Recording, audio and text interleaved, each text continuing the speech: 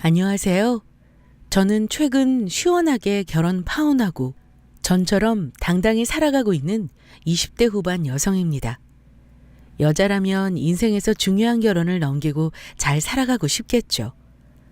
저 또한 좋은 사람과 행복한 가정을 꿈꿨으나 결과는 끝이 났네요.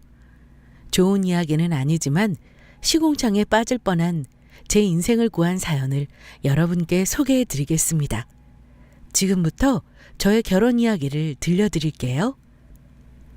저는 대학교 졸업 후 취업한 회사에서 같이 일하던 동료 직원과 호감을 느끼게 되었고 연인 사이로 발전했습니다. 그리고 3년간의 연애 기간을 갖고 남자친구에게 깜짝 프로포즈를 받았어요. 지은아, 우리 3년 동안 잘 싸우지도 않고 알콩달콩 참 행복하게 연애했다. 그렇지? 그런데 나 이제 연애 그만하고 싶어. 우리 여기서 연애 그만두고 이제 결혼하자. 나랑 결혼해 줄래? 남자친구가 준비한 서프라이즈 청혼에 저는 크게 감동하였고 프로포즈를 승낙했습니다. 그리고 차근차근 결혼 준비를 시작하게 되었죠. 먼저 우리 부모님께 인사드렸고 그 다음 남자친구 집에 인사드리러 가는데 집에 들어가기 전 남자친구가 주저하는 듯 하길래 무슨 일인지 물었습니다. 왜? 무슨 할 말 있어? 그게 사실 자기한테 말 못한 게 하나 있어. 뭐 굳이 말 안 해도 우리 결혼에 상관없겠지만 그래도 알고 들어가는 게 좋을 것 같아서. 그래? 그게 뭔데? 내가 자기한테 한 번도 말 안 한 것 같은데 사실 우리 집 그렇게 잘 사는 편 아니야. 뭐야, 난 또 뭘 말하려고 그러나 싶었는데 그거였어? 우리 집은 뭐 잘 사나? 다들 비슷비슷한 거지. 그런 거로 달리 생각하는 거 없으니까 걱정하지 마. 우리 집은 평범한 수준이 아니라고 해야 하나? 자기가 들어가서 집안 보면 딱 알겠지만 오래된 집이라 많이 낡고 비좁아. 집 형편이 좋지 않다 보니까 연애할 때 집 구경 시켜주는 게 부끄럽더라고. 그래서 한 번도 안 데리고 온 건데 막상 보여주려고 하니까 좀 걱정되네. 연애할 때 남자친구가 종종 집에 놀러 온 적은 있었지만 제가 남자친구 집에 놀러 가본 적은 단 한 번도 없었어요. 몇 번 기회가 있었는데 그때마다 남자친구가 번번이 이유를 대며 미루다 보니 놀러 갈 수 없었죠. 알고 보니 이런 이유로 집에 초대하기가 어려웠던 거구나 하고 이해됐습니다. 자존심이 조금 센 편인 남자친구가 이런 말을 꺼내기까지 얼마나 어려웠을까 싶은 게 마음이 짠하더라고요. 그런 게 무슨 상관이야? 난 하나도 신경 안 써. 자기를 향한 내 마음이 변할 리도 없을 것이고. 말하기 어려웠을 텐데 이렇게 말해줘서 고마워. 그리고 난 정말 하나도 상관없으니까 부끄럽게 생각하지 않았으면 좋겠어. 남자친구는 제 말에 감동하며 고마워했어요. 우리 둘은 집에 들어가기 전에 다시 한번 서로에 대한 사랑을 확인할 수 있었죠. 그리고 드디어 처음으로 예비시댁에 들어갔습니다. 남자친구 말대로 오래된 건물이라 그런지 많이 낡았더라고요. 남자친구 어머님은 저를 반갑게 맞아주셨습니다. 우리 아들이랑 만나는 아가씨를 드디어 만나네. 그동안 얼마나 궁금했는지 몰라요. 우리 아들이 계속 다음에 보여준다고 미루기만 했는데 이렇게 만나니 참 반갑네요. 네, 어머니. 저도 진작 찾아뵙고 싶었는데 상황이 그렇지 못했네요. 너무 늦게 인사드려서 죄송해요. 처음 뵙는 남자친구의 부모님은 모두 인상이 참 좋으셨어요. 저를 반갑게 맞아주시고 정성스럽게 준비한 음식도 대접해 주셨습니다. 남자친구는 외동아들이라 예비 시부모님 2분밖에 없었고 함께 이런저런 이야기를 나누며 식사를 마쳤어요. 그리고 과일을 먹고 있는데 예비 시어머니께서 결혼 준비에 관해 물어보셨습니다. 서로 집에 가서 인사도 드리고 결혼 허락받았으니 이제 결혼 준비는 어떻게 해나갈 거니? 둘이 모아놓은 돈으로 결혼 준비 충분한 거야? 저랑 남자친구랑 모은 돈이 많지는 않아요. 그래서 집안 혼수도 생략하고 결혼 준비 비용이랑 신혼여행, 신혼집 가전제품 정도만 저희 돈으로 마련하고 신혼집은 대출 껴서 얻으려고요. 대출? 아이고 그래. 최대한 대출 안 끼고 진행하면 좋은데 형편이 넉넉지 않으면 어쩔 수 없지 뭐. 우리가 너희들 결혼할 때 얼마라도 턱 얹어주면 좋은데 우리 형편도 그렇지 못해. 예비사돈께서는 조금 보태주신다는 말씀 없으시니? 우리보다 형편이 좀 낫다면 부모님이 도와주실 수도 있잖아. 저희 부모님도 여유롭진 않으시지만 조금이라도 도와주신다고 하셨어요.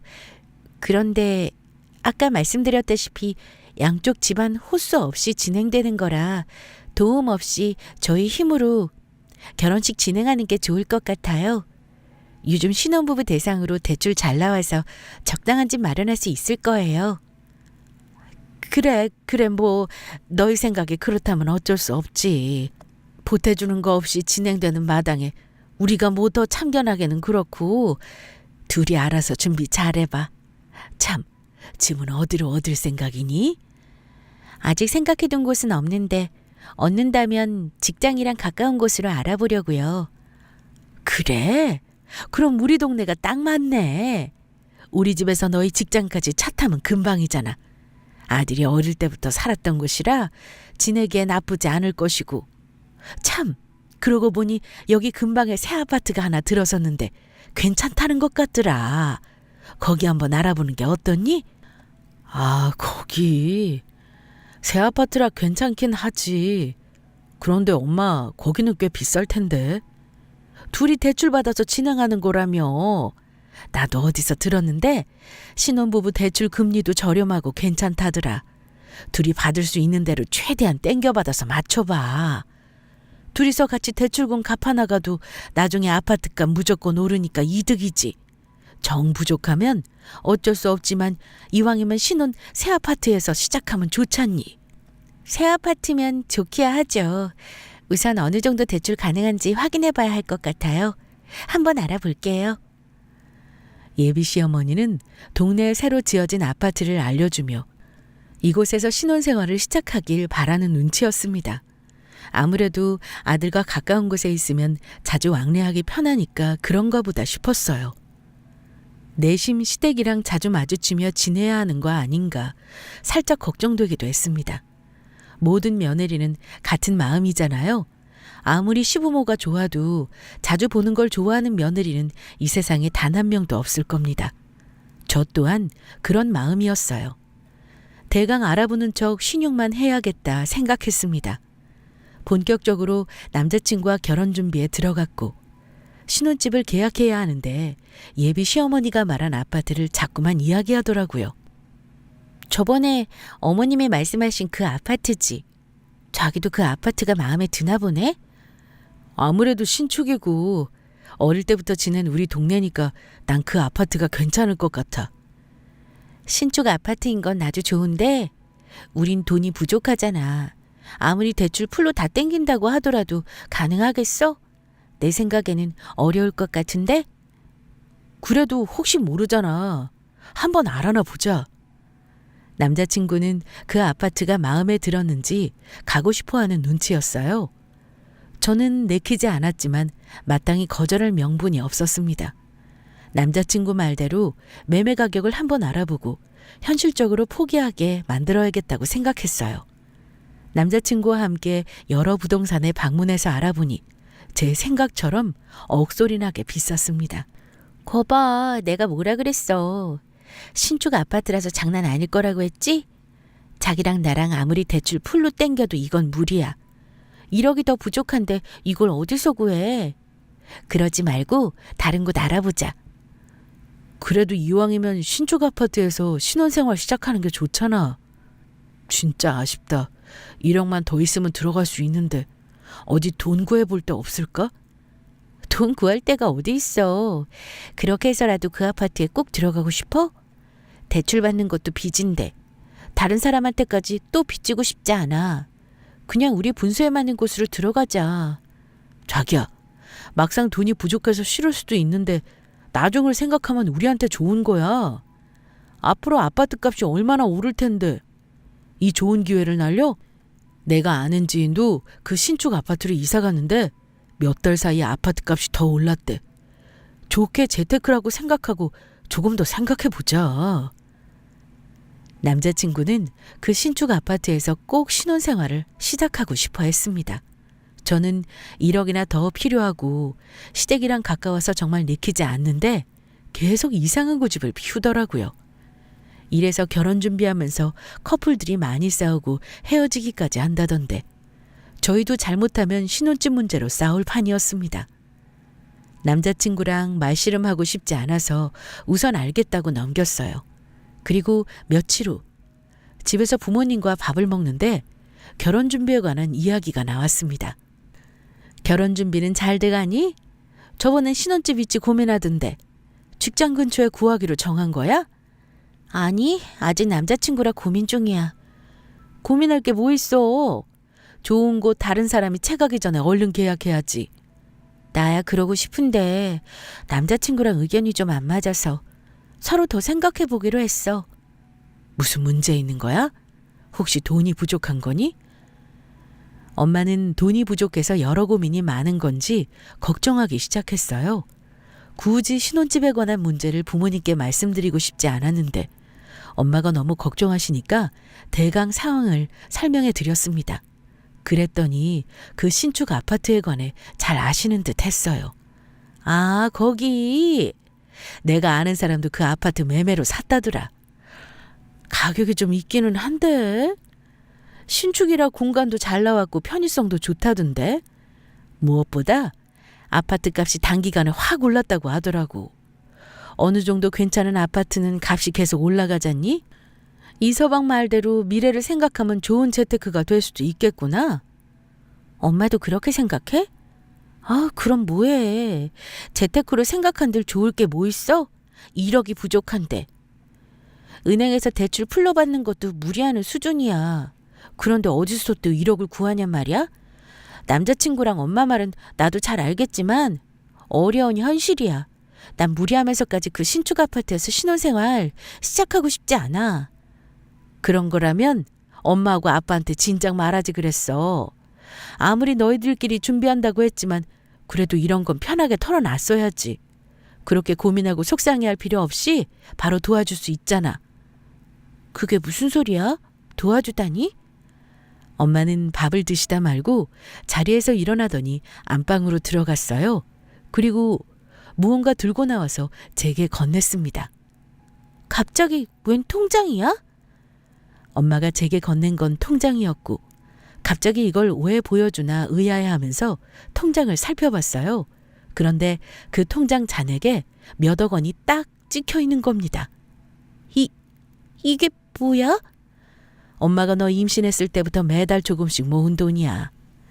나중에 우리 딸 시집 가면 많이는 못 해줘도 이 정도만큼은 꼭 해줘야지 싶어서 네 아빠랑 조금씩 더 보태서 모았어.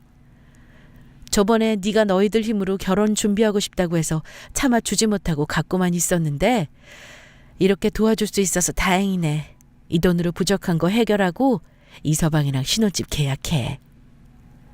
저도 사람인지라 통장에 찍혀져 있는 엄청난 돈을 보니까 마음이 흔들렸어요. 이 정도 돈이면 신축 아파트에 대출 없이 들어갈 수 있는 수준인데 받을까 말까 망설여지더라고요. 하지만 이내 정신 차리고 통장을 다시 엄마에게 건넸습니다. 아니야. 아무리 그래도 이렇게 큰 돈은 받을 수 없어. 그동안 엄마랑 아빠가 얼마나 노력하며 힘들게 지내셨는지 내가 뻔히 다 아는데 고생해서 모은 돈을 어떻게 날름받아? 저번에 말한 것처럼 부족해도 우리 힘으로 시작하고 싶어. 그게 맞는 것 같고 이 돈은 엄마 아빠 노후자금으로 사용하는 게 좋을 것 같아. 어이구, 누굴 닮아서 이렇게 고집이야? 엄마 아빠가 설마 노후자금도 준비 안 해놨을 것 같니? 걱정하지 마. 다 준비해놨으니까. 이 돈은 정말 우리 딸 생각하면서 모은 거야. 그러니까 이 돈의 주인은 너고. 너희 둘의 힘으로 결혼 시작하고 싶다고 했을 때 기특하게 생각했어. 하지만 부모 마음이 어디 그렇니? 내 자식한테 뭐라도 더 챙겨주고 싶지. 엄마 아빠 마음도 같아. 그러니까 이 돈은 꼭 받아줬으면 좋겠어. 이서방 말대로 그 아파트값 계속 올라가니까 분명히 너희들한테 좋은 일이 있을 거야. 네 마음은 충분히 알았으니 우리 좋은 것만 생각하자. 대출 없이 신혼집 마련하는 게 제일 좋은 거지 뭐. 늘 부모님께 받기만 하는 것 같아 죄송스러운 마음뿐인데 이렇게 또 크게 도와주시니 감사할 따름이었어요. 마음 같아서는 받고 싶었지만 두 분의 간절한 부탁에 하는 수 없이 통장을 건네받았습니다. 그리고 이 사실을 남자친구에게 전하자 예비 장인 장모님께 너무 감사하다며 좋아했어요. 남자친구는 지체할 것 없이 빨리 계약 진행하고 신혼집을 마련하자고 했습니다. 저는 알겠다고 했고 그 전에 한 가지 부탁이 있다고 했어요. 부탁? 그게 뭔데? 저는 남자친구의 시부모님을 좋게 생각하고 있지만 가까운 거리에 신혼집을 마련하는 것이다 보니 의도치 않은 왕래가 자주 일어나겠다 싶었습니다. 그래서 남자친구가 원하는 신축 아파트로 계약하는 대신 시댁에 억압되지 않게 자유로운 결혼 생활을 보장해달라고 할 생각으로 남자친구에게 말을 꺼냈습니다. 기억하지? 우리 힘으로 결혼 시작하기로 한 거. 어찌 보면 신혼집 마련하는 걸 친정 부모님이 도와주신 건데 난 이걸 어느 정도 공평하게 정했으면 좋겠어. 어떻게 공평하게? 설마 우리 집에서도 얼마 도와주셨으면 좋겠다 뭐 이거야? 나도 물론 우리 부모님이 자기 집처럼 크게 도와주셨으면 싶지. 그런데 알잖아. 우리 집 사정 어떤지. 1,000만 원도 도와주기 힘들어 하실 텐데. 굳이 돈으로 공평하게 정하자는 게 아니야. 우리 부모님은 신혼집 마련하게끔 돈으로 도와주셨으니 자기는 앞으로 예비 시부모님과 내가 원만하게 지낼 수 있도록 잘 도와줬으면 좋겠어. 우리가 얻으려는 아파트랑 시댁거리가 꽤 가깝잖아. 그러다 보면 자주 왕래하면서 지낼 텐데 솔직히 난 그런 생활 조금 불편할 것 같아. 아무리 결혼했다 하더라도 내 생활은 있는 거고 시부모님께 얽매이거나 스트레스 받고 싶지 않아. 그렇다고 자기 부모님이 날 힘들게 하신다는 말은 아니고 사람이 함께하는 시간이 많아지다 보면 분명 부딪히는 일도 생길 것 같아. 그래서 적당한 거리가 필요한 거고. 나도 처음에는 깊게 생각 안 했는데 나도 어쩔 수 없는 며느리인가 봐. 시부모님이 마냥 편하게 느껴지지만은 않네. 나중에 합가하는 일도 없었으면 좋겠어. 적당히 왕래하면서 내 생활 존중받고 싶은데 이런 내 마음 이해해 줄 수 있을까? 남자친구는 제 이야기를 듣고 잠시 당황하는 것 같았지만 이내 알겠다며 고개를 끄덕거렸습니다. 서운할 수도 있는 말이지만 충분히 이해되는 부분이라며 다행히 제 뜻을 존중해 줬어요. 남자친구는 자신이 외동아들이지만 절대 합가하지 않도록 잘 처리하겠다며 저와 약속했습니다. 그렇게 우리 둘은 신혼집을 계약했고 결혼 준비는 마무리에 접어들었습니다. 그리고 상견례 때 양가 부모님들과 식사 자리를 가졌어요. 한창 분위기 좋게 이야기 나누고 있는데 예비 시어머니가 문득 신혼집에 관한 이야기를 꺼냈습니다. 참, 애들 신혼집 마련하게끔 도와주셨다고 이야기 들었어요. 신축 아파트라 값이 꽤 돼서 다른 곳으로 알아봐야 하나 싶었는데 예비 사돈께서 큰돈 턱하니 도와주셨다면서요? 정말 잘하셨어요. 그 아파트가 앞으로 계속 오르는 추세거든요. 이왕 집 마련하는 거 아파트값 오르는 곳으로 구하는 게 좋지 않겠어요? 마침 우리 집이랑 거리도 가깝고. 네, 저도 그 아파트에 신혼집 얻는 거 잘했다고 생각해요. 안 그래도 제 지인이 거기 사는데 괜찮다고 하더라고요. 더 많이 도와주면 좋으련만 애들한테 미안할 따름이에요. 아유, 이렇게 큰돈 보태주는 게 어디예요. 저희는 그럴 형편 안 돼서 도움도 못 되는걸요. 저희도 여유가 있다면 좀 보태주고 싶은데 그게 어렵네요. 하지만 앞으로 따님 걱정은 하지 않으셔도 됩니다. 우리 집이랑 가까운 곳에 살림 차리니까 제가 사부인 대신 잘 챙길게요. 그리고 저는 며느리 부려먹는 그런 몰상식한 시어머니 아닙니다. 나중에 나이 들어도 우리 모시고 살라며 합가할 생각도 없어요. 그저 우리 아들하고 행복하게 살라고 옆에서 챙겨만 주렵니다. 예비 시어머니는 합가할 생각이 조금도 없다며 그저 둘이 아무 탈 없이 잘 살기만 하라고 당부하셨어요. 그 말을 들으니 어느 정도 제 개인적인 생활이 보장되겠구나 안심됐습니다. 이렇게 마인드가 좋은 시어머니를 만난 게 천운이다 싶었어요. 우리 둘은 예정대로 결혼식을 올렸고 해외로 신혼여행을 갔다 왔어요. 그리고 친정집에 제일 먼저 들러 인사드렸고 하룻밤 보낸 뒤 다음날 새벽에 인사드리러 갔습니다. 그런데 대뜸 시어머니께 전화가 왔고 시댁이 아닌 곧장 신혼집으로 오라고 하시더라고요. 네? 저희 신혼집으로요? 어머님이 우리 집 쪽으로 오시게요? 무슨 소리야? 나 이미 너희 집에 들어와 있어. 곧 있으면 밥 되니까 얼른 와서 맛있는 거나 같이 먹자. 시어머니 말에 이게 무슨 소리인가 싶어 남편에게 물었습니다. 어머님이 시댁으로 오지 말고 곧장 우리 신혼집으로 오라고 하시는데 이게 무슨 소리야? 어머님이 왜 우리 집에 들어와 계셔? 자기 혹시 어머니께 집 비밀번호 알려드렸어? 비밀번호? 알려드렸지. 뭐? 아니 그걸 나한테 한마디 상의도 없이 알려드리면 어떡해? 에? 이게 상의할 일인가? 우리 엄마랑 아빠가 뭐 남도 아니고 이제 자기한테는 가족인데 못 알려줄 사이는 아니잖아. 부모가 자식 집에 와 있을 수도 있는 거고. 그래도 그렇지. 이건 좀 황당스럽네. 그리고 왜 시댁이 아니라 우리 신혼집에서 인사를 받겠다고 하시는 건지. 그건 우리 집이 좁잖아. 마땅히 우리가 자고 갈 공간도 없고 하니까 겸사겸사 우리 집에서 인사 받으시겠다는 거겠지. 우리 신혼집 방 많잖아. 시댁집이 좁아서 그렇다는 건 이해되지만 아무리 그래도 신혼여행 다녀와서 인사드리는 거잖아요. 저희한테 미리 이야기한 것도 아니고 마음대로 비밀번호 누르고 들어와서 기다리고 계신다니 기분이 썩 좋지 않았습니다. 남편 말대로 별일 아닌데 제가 괜히 예민하게 받아들이나 싶기도 하더라고요. 우선 시부모님이 기다리시니 서둘러 신혼집으로 향했습니다. 그리고 집에 딱 들어서는데 제 두 눈을 의심했어요. 너희들 이제 오냐? 배고파 죽겠는데 빨리 좀 오지. 그래, 해외로 신혼여행까지 다녀왔는데 시부모님 선물은 좀 사왔니? 참, 내 정신 좀 봐.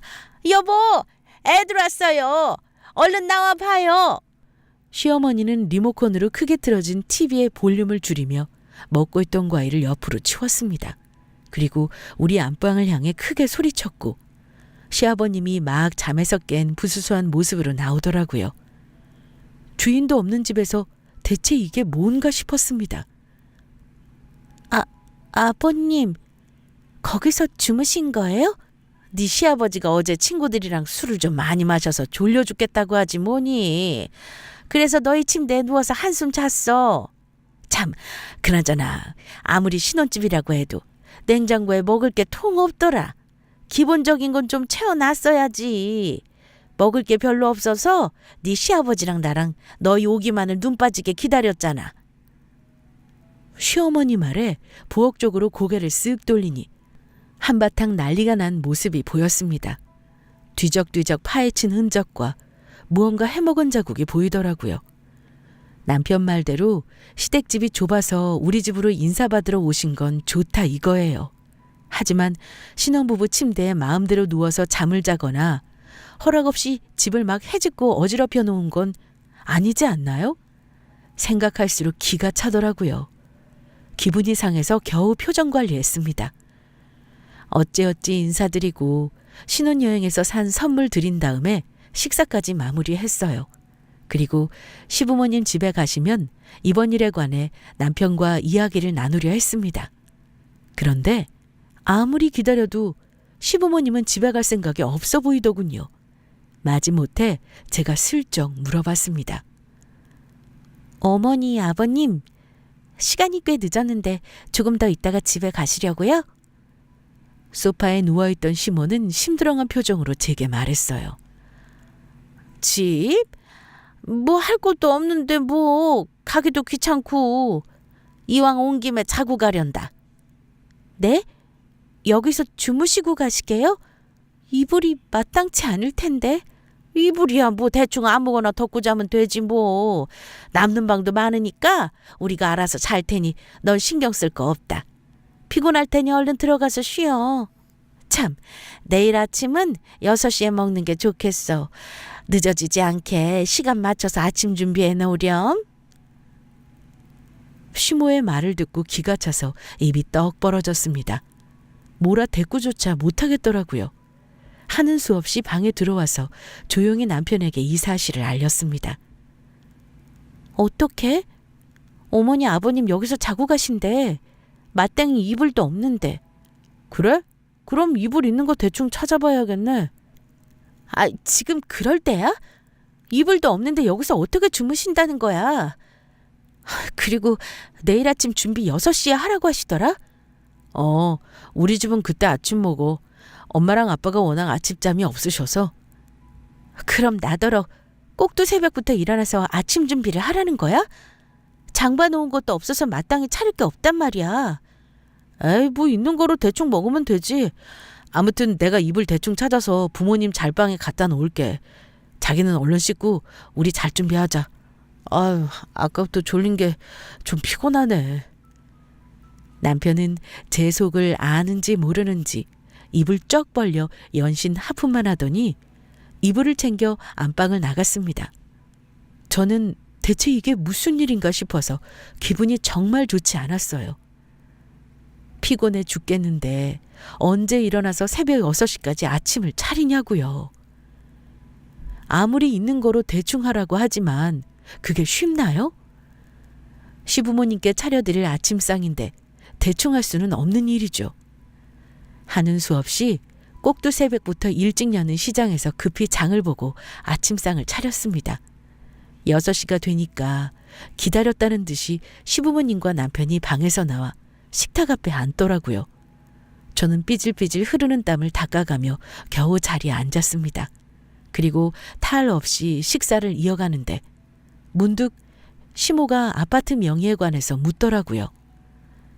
이 집 명의 누구 이름으로 되어 있니? 아무리 친정집에서 해준 집이라고 해도 딸랑 네 명의로 했니? 앞으로 같이 살 집이고 부부인데 함께 나누는 재산으로 생각해야지. 부부 공동재산인 거 알지? 이왕이면 탈 없이 공동 명의로 하는 게 좋아. 당연하지. 우리 부부가 같이 살 집인데 당연히 공동 명의로 해야지. 안 그래도 장인어른께서 우리 둘 명의로 집 해주셨어. 그래?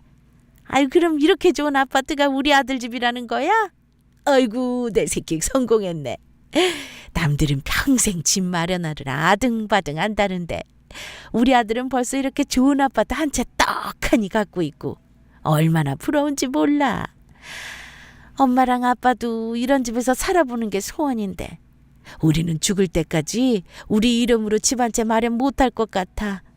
그래도 여기가 내 아들 집이고 가까우니까 앞으로 자주 들여다봐야겠다. 시모의 말을 듣고 온몸에 소름이 싹 돋았습니다. 그리고 남편을 확 째려봤어요. 아니나 다를까 저와 눈이 마주친 남편은 당황한 듯 눈을 피하더니 모른 척 밥만 먹더라고요. 앞으로 펼쳐질 일이 예사롭지가 않아서 이따가 남편을 확실히 단돌이 해야겠다 싶었습니다. 시부모는 아침밥을 먹고 후식으로 과일도 먹은 뒤 나른하게 낮잠 한숨 자고 나서야 집에 돌아갔어요. 그제야 한숨 돌린 저는 기다렸다는 듯이 남편에게 말했습니다. 자기, 아까 왜 내 눈 피했어? 뭐가? 뭐긴. 정말 1억이야? 이렇게 모르는 척 딱 잡아댄다고 그냥 넘어갈 일이냐고. 어머님 하시는 소리 들었잖아. 앞으로 자주 들린다고. 그야 거리도 가깝고 우리 잘 챙겨주시려고 하는 소리지 뭐. 정말 그렇다고 생각해? 난 앞으로 펼쳐질 미래가 훤히 보이는데 왜 자기는 이렇게 남일 보듯 태평해? 하긴 시부모님 오시면 나만 힘들지. 자기는 뭐 불편할 게 있겠어? 에이, 무슨 말을 또 그렇게 해. 우리 엄마랑 아빠가 얼마나 힘들게 하신다고. 겪어본 사람이 알지 자기가 뭐 알겠어. 아, 됐고. 아무튼 우리 결혼하기 전에 한 약속 기억하지? 그냥 얼렁뚱땅 넘어갈 생각 말고 약속 꼭 지켜. 알겠어? 그냥 넘어갈 생각 말고 반드시 약속을 지키라며 남편을 닥달했어요. 남편은 본인이 한 말이 있고 지킨 약속이 있으니 하는 수 없이 알겠다며 작은 소리로 답했습니다.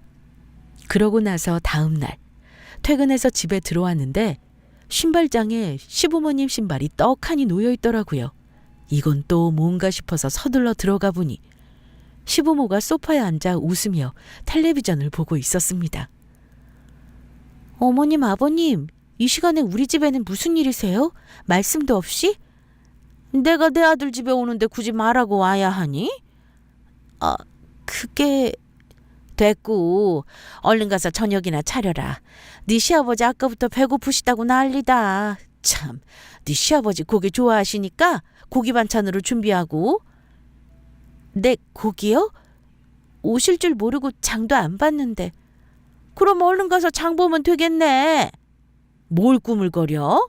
네 시아버지 배고프시다니까. 퇴근하고 지친 몸으로 집에 들어왔는데 졸지에 장 보고 들어와서 서둘러 저녁 준비를 하게 되었어요. 정신없이 저녁 준비하니까 마침 남편이 집에 들어오더라고요. 남편은 저한테 왔다는 말 한마디 없이 옷을 휙 갈아입더니 시부모님 옆에 앉아 낄낄거리고 웃으며 TV를 보고 있었습니다.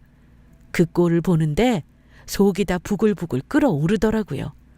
너는 이따가 시부모님만 가시면 두고 보자 싶었어요. 저녁상을 다 차리고 함께 모여 앉아 식사하는데 시모가 차린 반찬을 가지고 꼬투리를 잡았습니다. 아이고, 고기가 뭐 이리 질겨? 너 고기 싼 걸로 샀니? 이왕이면 우리 먹을 건데 좀 좋은 걸로 사지. 네? 어머니, 이거 한우를 산 건데 아주 질겨요? 질기다 마다. 내가 지금 한우를 씹는 건지 껌을 씹는 건지 모르겠다. 아무튼 같은 한우라도 상태 보고 괜찮은 거로 사왔어야지. 아직 네가 결혼한 지 얼마 안 돼요. 살림이 서툰가 보다. 앞으로 계속 이렇게 식사 차리면서 꾸준히 실력 늘어갈 생각해라. 집도 가깝겠다. 내일부터 아침마다 너희 집에 와서 같이 식사해야겠어. 네? 시모의 말에 들고 있던 숟가락을 놓칠 뻔했습니다. 이게 무슨 청천벽력 같은 소리인가 싶었어요. 서둘러 도움의 눈길로 남편을 쳐다봤는데 남편은 역시나 저번처럼 고개를 휙 돌려버렸습니다. 그리고 시답지 않은 농담만 하면서 밥을 먹더라고요. 하는 수 없이 울며 겨자 먹기로 밥을 대강 먹고 혼자 뒷정리했죠. 설거지까지 다 마치고 잠시 한숨 돌릴 겸 안방으로 들어가려는데 안방에서 남편과 시모의 목소리가 새어나왔어요. 내가 언제 당장 살림 합친데? 그래도 벌써 이러면 와이프가 싫어하지. 내가 시간이 좀 필요하다고 했잖아. 뭐하러 눈치를 보고 있어. 어차피 혼인신고도 했겠다. 이 집 명의도 공동명의인데. 그렇게 좋은 집 놔두고 엄마 아빠가 그 좁아터진 낡은 집에서 사는 게 좋니? 너는 잔말 말고 그냥 모른 척 가만히 있어. 엄마가 다 알아서 할 테니까. 앞으로 밥도 같이 먹고 자주 왕래하면서 이 집에 엉덩이 딱 붙이고 있을 거야. 내 아들 집에 남는 방 좀 쓰겠다는 게 쥐가 어쩌겠어? 이참에 이놈의 거지 같은 집 정리하고 나도 이렇게 좋은 신축 아파트에서 한번 살아보자. 그 전에 네 와이프 살살 시집살이 시키면서 잡아놔야 시험이 무서워서 함부로 못하는 법이야. 지금은 엄마가 네 와이프 길들여야 하니까 너는 그냥 지금처럼 아무 소리 말고 가만히 있어. 알겠어? 저 없을 때 안방에서 쏙닥거리며 남편과 시모가 이야기를 나누고 있었고 저는 의도치 않게 둘의 이야기를 다 듣게 되었습니다. 그동안 남편이 제 눈을 피하고 왜 적극적으로 도와주지 않았는지 단번에 이해되더라고요. 이게 다 시모랑 둘이 짜고 치는 고스톱이었던 거였던 겁니다. 우리 부모님이 사준 집을 꿀꺽하려는 시모도 괘씸하고 저와의 약속을 모른 척하며 뒤통수 치는 남편 새끼에게 깊은 빡침이 몰려왔어요. 시집살이 당하며 사는 삶을 극도로 혐오하는 제가 둘의 계획을 안 이상 가만히 있을 수 없었습니다. 그래서 당한 대로 엿먹이고 처리해야겠다 싶었어요. 늦은 밤 시부모는 집으로 돌아갔고 남편 새끼 보고 소파에서 자라며 저 혼자 안방에서 잤습니다. 그리고 다음날 아침 6시가 되자 시부모가 집으로 찾아왔어요. 그리고 안방에 대고 크게 소리치더라고요. 지금 시간이 몇 시인데 지금까지 자는 거야? 남편은 소파에서 재우질 않나 아침상도 안 차리고 아주 막 나가는구먼. 시부모가 아침 먹으러 오는 거 뻔히 알면서 이게 뭐 하는 짓이야? 너 얼른 안 나오니? 저는 시부모가 오거나 말거나 일어나지 않고 푹 자고 있었어요. 시모의 앙칼진 음성에 최대한 느릿하게 일어나서 잠옷차림으로 시리얼과 우유를 꺼내 식탁에 탁 올려놨습니다. 그러자 시모가 극대노를 하더라고요. 너 지금 뭐 하는 거니? 시부모님 오시는데 잠옷바람에 이걸 아침상이라고 차린 거야? 네? 마지막 식사라서 특별한 아침상을 준비해봤어요. 뭐? 마지막 식사? 이게 지금 나랑 뭐 하자는 거야? 너 아직 잠 덜 깼냐? 아니요. 잠 다 깼고요. 말 그대로 마지막 식사라서 특별히 준비한 거예요. 마음 같아서는 대접에 물 한 사발 떠드리고 싶은데 그래도 제가 너무 착한지라 시리얼과 우유를 대접해드리네요. 얼른 말아 드시고 아들 새끼 데리고 집에 가세요. 뭐 아들 새끼? 얘, 너 머리가 뭐 어떻게 된 거 아니니? 하룻밤 사이에 얘가 왜 이래 대체? 왜 이러긴요. 엄마와 아들이 만들어 놓은 판에 끼기 싫어서 이러죠. 둘이 무슨 속셈인지 다 알고 있으니까 모르는 척 시치미 떼지 말고 그냥 까놓고 말하세요. 우리 부모님이 사주신 이 집이 탐나서 합칠 생각이라고. 그래. 요참은 이 집에서 들어앉을 생각이다. 왜? 내가 그러면 안 돼야? 여긴 네 집도 되지만 엄연히 우리 아들 집도 돼. 내 아들 집에 내 마음대로 지내겠다는데 네가 난리야? 당연히 난리죠. 여긴 능력 뭣도 없는 어머니 아들 집이 아니고 어머니 죄 집이니까요. 웃기고 있네. 여긴 내 아들 집이야. 너희들이 공동명의로 산 집이잖아. 내 아들 지분도 반반 있다는 거 몰라? 네가 뭐 어떻게 알았는지는 모르지만 기왕 알게 된 거 그래. 내가 속 시원히 말하마. 내가 학가하기 싫다고 내 아들한테 이야기한 건 들었지만 결혼 전이야 무슨 말을 못하겠어. 이 집 얻으려면 우리 한 발 양보하는 모습 보여야 하지 않겠니? 근데 이미 식 올리고 혼인신고한 마당에 결혼 물리기라도 할 거야 뭐 어쩔 거야? 빼도 박도 못하는 거 그냥 포기하고 사는 게 편하다. 우리가 뭐 큰 거 바래? 그냥 많아서 남는 방 중에 하나만 우리가 쓰게 달라 이거야. 이 정도도 못해주면 그게 사람이니? 못돼 먹은 년이지. 그래요. 이렇게 본색을 드러내니까 오히려 좋네요. 저도 더 편히 말할 수 있고. 많아서 남아도는 방이라도 제 방이지 어머님이 쓰실 방 아니에요. 그저 들어놓고 보자는 심보 버리셔야죠. 그리고 빼도 박도 못하긴요. 식만 올렸지 애도 없겠다 물리기 딱 좋지 않아요? 이런 집구석인 줄 알았으면 애초에 결혼식도 안 올렸을 텐데. 뭐 이미 올린 거 어쩔 수 없다고 생각하고 물러나야죠. 결혼식 비용은 아깝지만 돈이 대수예요? 제 인생이 시궁창에 빠질 뻔했는데? 돈 없고 능력 없는 사람들이 비빌 언덕만 있으면 득달같이 달려대는 거 세상에서 제일 싫어하거든요. 아, 그리고 아주 중요한 걸 말씀 안 드렸네요.